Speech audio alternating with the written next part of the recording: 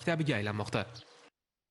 O'zbekiston 2030 strategiyasida kibermadaniyatni yuksaltirish oyligi kompleks targ'ibot tadbirlarini o'tkazish belgilangan.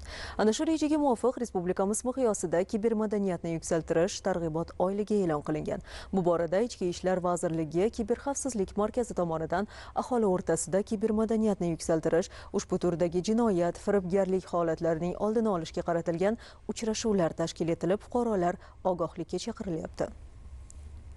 Jahonda axborot kommunikatsiya texnologiyalarida, ayniqsa Telegram, Instagram, YouTube va boshqa shunga o'xshash ijtimoiy tarmoq va platformalardan yosh-u qari birdek foydalanib kelmoqda. Biroq internetning yaxshi tomonlari bilan bir qatorda jamiyatimiz uchun zararli tomonlari ham yo'q emas, albatta. Ya'ni internet orqali jinoyat sodir etilishi va fuqarolarga zarar yetkazish holatlari uchrab kelmoqda. Kiber jinoyatlarning oldini olish va ularga qarshi kurashish muhim ahamiyat kasb etadi. Ichki ishlar vazirligi Kiberxavfsizlik markazi xodimlari tomonidan yurtimizda kibermadaniyatni yuksaltirish oyligi e'lon qilingan. Ayni kunlarda Samarqand viloyatida joylashgan ta'lim maskanlari, mahallalar, korxona va tashkilotlarda targ'ibot tadbirlari tashkil etilyapti. Ta'kidlanishicha, kiber jinoyatchilar tomonidan olib borilayotgan xurujlar, ularning qurboniga aylangan kishilar soni yil sayin ortib bormoqda. Bunday holatga tushmaslik uchun hech kimga shaxsiy ma'lumotlarni oshkor qilmaslik, mobil ilovalar orqali kelayotgan xabarlarga ishonmaslik lozim. Muloqotlar davomida qatnashchilarga bu kabi jinoyatlar ishtirokchisiga aylanmaslik uchun kiber jinoyat turlari, rasmiy va norasmiy ma'lumotlar farqi, ijtimoiy tarmoqlarda keng tarqalayotgan virusli dasturlar, kibermakonda sodir etilayotgan jinoyatlar va ulardan himoyalanish yo'llari to'g'risida ma'lumotlar berildi. Ta'lim maskanlarida bo'lib o'tgan muloqotlarda yoshlarda kiber hujumlarga nisbatan immunitetni hosil qilish maqsadida kiber jinoyatlar turlari, usullari, nimalarga e'tibor qaratish muhimligi tushuntirildi.